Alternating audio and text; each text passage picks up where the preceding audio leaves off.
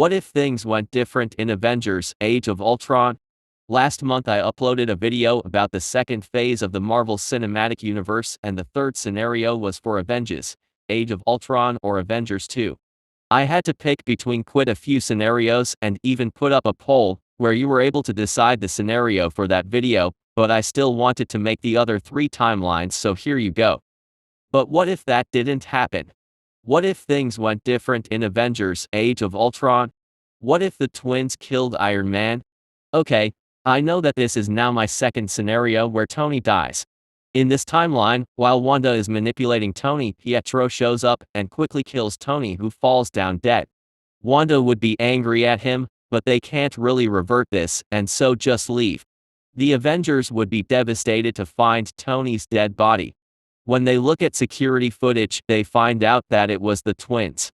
S.H.I.E.L.D. would begin a search operation, but the twins are always a few steps ahead of them. With Tony being dead, Vision and Ultron are never born. During the battle in Lagos, there was nobody to save Steve, and when Crossbones blew himself up, he also killed Cap. That same year, after Jane broke up with Thor, he returned to Asgard, meaning only Nat, Clint, Bruce, Rhodey and Sam are left in the Avengers. Without the Battle of Sokovia and Sokovia Accords, T'Chaka is still alive and Peter doesn't meet the Avengers. Thor still finds out about Loki's son, and with the help of Strange they find Odin. Odin still has a year and warns them about Hela. When he dies in 2017 and Hela arrives, she finds the Avengers already waiting, and after a fierce fight, they manage to kill her. Strange now insists that Loki leaves Earth and Thor calls Heimdall, but when they arrive in Asgard they find it destroyed and half of its people killed. Heimdall explains that Thanos came, took the Tesseract and Scepter, killed half of the Asgardians, and then left again. Heimdall brings Thor and Loki back to Earth, and they warn the Avengers about Thanos. Thanos would find Gamora and then blow up the ship, killing the Guardians. He then sacrifices her for the Soul Stone, and goes to Earth. Hulk would charge at him, but Thanos defeats him in a fist fight, without even using the stones. He uses the Power Stone to stop Clint's arrows and Loki's dagers and throws them away. With the Power Stone, he destroys Sam's wings, and with the Space Stone he compresses Rhodey's suit. With the Reality Stone he creates a stone fortress around Natasha. After a fight he manages to take down Doctor Strange, and just as he wanted to kill him, Thor showed up. He fought bravely against Thanos, but then he used all 5 stones against him, knocking him out. Thanos threatened to kill the Avengers or Eve to destroy Earth if Strange doesn't give him the Time Stone, to which he yields. Thanos declares that he is inevitable and snaps, but strangely nothing happens. He looks at his gauntlet and notices that the Mind Stone is missing.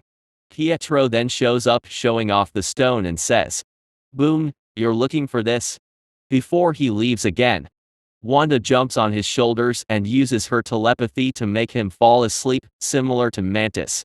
Hulk would grab his arm and Rhodey and Sam pull the Infinity Gauntlet, which eventually falls off. Thanos just woke up and hurled Wanda away and knocks the Hulk out again. Pietro catches Wanda and throws the Mind Stone to Thor.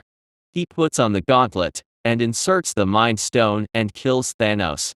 The Avengers would debate whether they should pardon the twins. Natasha, Bruce and Rhodey are against, but Thor, Clint, Sam, Loki and Strange are in favor, and so they are pardoned and even join the Avengers. Thor and Loki bring the Soul Stone to Vormir, Ether to the Council of Godheads, and Tesseract and Scepter to Asgard, where Thor becomes king. Nick Fury calls Captain Marvel to protect the orb. In this timeline Tony and Cap die early, while Quicksilver doesn't die. In this timeline Thanos would be defeated, and the Avengers are much smaller. What if Pietro survived? In this timeline, just as Ultron shoots at Clint, Pietro still rushes to save him and gets him behind the car. But when he looks at Clint, he has to witness that he was too slow and that Clint is riddled with bullets. He then dies in his arms. The kid is unharmed because Hawkeye was an excellent shield. The Hulk still throws Ultron away, but here Wanda doesn't leave her position. It is Vision who finds him, and he pulls out his heart and destroys it. After the citizens are evacuated and the Avengers leave, Tony and Thor still blow up the city and Vision destroys the last Ultron. The Avengers would have to tell Clint's family what happened to their husband and father. Nathaniel most definitely does not get a second name. Pietro would feel guilty and would be determined to be faster, so that nobody dies on his watch again, and since he is like his sister part of the new Avengers, he has time to get faster. Based on calculations done by the YouTuber Gubsy, he was Mach 4 in Age of Ultron. By the time of Civil War, he'd be Mach 12, which would be similar to Flash and Reverse Flash in the Flash show.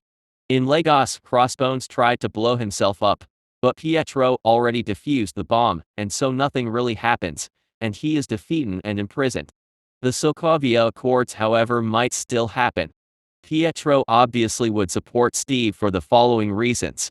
In this timeline, while Ant-Man distracts the Avengers, Quicksilver got everyone on the Quinjet, with Natasha joining them. Sam then catches Scott and gets him on the Quinjet as well.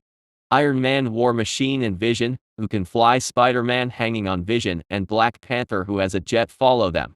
Tony still learns about his parents, and just as he wanted to attack Steve, Rhodey and Vision held his arms to stop him. He didn't relent, and so Wanda made him fall asleep. When he woke up, Team Cap already left and left a note apologizing. He decides not to snitch on Vision and Rhodey. T'Challa still captures them. Bucky is frozen, Scott goes to home arrest, Cap, Sam and Nat go into hiding, and Vision and Wanda settle in Scotland, with Pietro keeping an eye on them. By the time of Infinity War, he'd be at Mach 32, which is slightly more than Henry Cavill's Superman. In Infinity War, just as Corvus tried to remove the stone on Vision's head, he was pushed away by Pietro. He insisted that Wanda leave with Vision, but she didn't want to leave him, and they fight together against Corvus and Proxima. Just as Corvus tried to choke Pietro, he was stabbed by his own glaive by Vision. They then help Wanda to kill Proxima. Just then Cap, Nat, and Sam arrived. Up until now, Pietro didn't have much love for Vision because he's dating his sister, but this starts to change after the battle. In the Battle of Wakanda, Pietro would fight on the front line, but would slowly get exhausted, which Outriders used to jump at him. He and the others are then saved by Thor. Outriders would storm the facility Vision was in, and he falls to the ground. Bruce still takes on Cull, and Pietro gets rid of the Outriders, sandwiching Vision. When Thanos arrived, he runs at him and punches him, but Thanos used the Time Stone to accelerate himself, and he knocks Pietro down with one punch. Thanos still snaps, and Pietro is one of the survivors. Thanos still used the stones to destroy the stones. 5 years later, Ant-Man still returns, and they decide to time travel. Cap finds Pietro, and he turned like Clint into an anti-hero. He also pushed his speed to great lengths and is now at around Mach 8000, or like even Peter's Quicksilver. Cap manages to bring him on the team. Instead of Clint, it is Pietro who tests time travel, and he goes to 1999 Sokovia, so just before his parents died. But just before he reached them, he was brought back. In the time travel heist, Hulk goes with Nat, Scott meets the Ancient One, and Pietro goes with Tony and Steve. He manages to quickly take the Tesseract and get out with Tony so they don't have to go to the 70s. Natasha still sacrifices herself, and Hulk still snaps. When Thanos blew the Avengers headquarters up, Pietro got everyone plus the gauntlet out. Hulk, Scott, Rocket, and Rhodey go to the van to restart it, and Quicksilver runs around with the gauntlet until they are finished. Captain America, Iron Man, and Thor still fight against Thanos. Just after all the Avengers came back, the time machine was restarted. Pietro rushed to it, and seeing what happens, Thanos threw his sword at the van, but Pietro outrun it and traveled to the past, namely 1989 Sokovia. Captain Marvel would manage to kill Thanos, and with that the Black Order loses hope. After the battle, Cap and Wanda go to the past to get Pietro back and return the stones. Without being in the 70s, Cap doesn't decide to return to Peggy and returns. Pietro being alive would be beneficial for Wanda's mental health, and so WandaVision, and thus Multiverse of Madness, might not happen. Who knows, maybe a show about the twins is made, maybe it is called The Fast and the Weird. Cap and Tony are still around, and to Far From Home, and with that No Way Home and Falcon, and the Winter Soldier don't happen. Loki and obviously Hawkeyes also doesn't happen, so maybe the multiverse is still intact. In this timeline it is Clint, and not Pietro, who dies, and with him around, other Avengers like Tony, the multiverse, and Wanda's mental stability are not killed or destroyed. What if Magneto was in Age of Ultron? Here the point of divergence didn't happen in Wu, but X-Men First Class. In this timeline, that movie is a total flop and doesn't even make its budget. After Last Stand, Wolverine, and now First Class, people officially lose interest and faith in the X-Men, and with the Avengers releasing the next year, Fox has to accept that someone else now dominates. And so in 2012 or 2013, they sell the X-Men and Fantastic Four to Disney. Wu still plays out mostly the same, but when Pietro threw himself at the bullets, they stopped in front of him before falling down. Then Ultron's ship is pulled down and crash lands, with Ultron himself being compressed. His heart flies into the palm of Magneto, who destroys the remaining sentries. He says that he is the real father of the twins and that they are mutants. The scepter merely amplified their powers, but they already had those. In 2016, between Ant-Man and Civil War, Avengers House of Magneto releases. The Sokovia Accords still happen and Magneto is furious, calling Ross a Nazi, and leaves. He explains to the twins that he was a Jew in Nazi Germany and that he was persecuted for his race and doesn't want the same to happen to his kids. He asks if they are with them, to which they agree. They at first killed policemen or soldiers as they could have killed them, but then Magneto killed an unarmed Ross.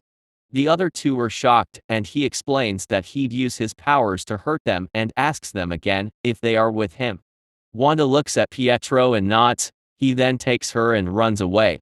Magneto, meanwhile, assembled an army of Iron Man bots to march on the United Nations headquarters, but was intercepted by THR Avengers. After using his powers, only Clint, Natasha, and Steve were left standing, with none having their weapons.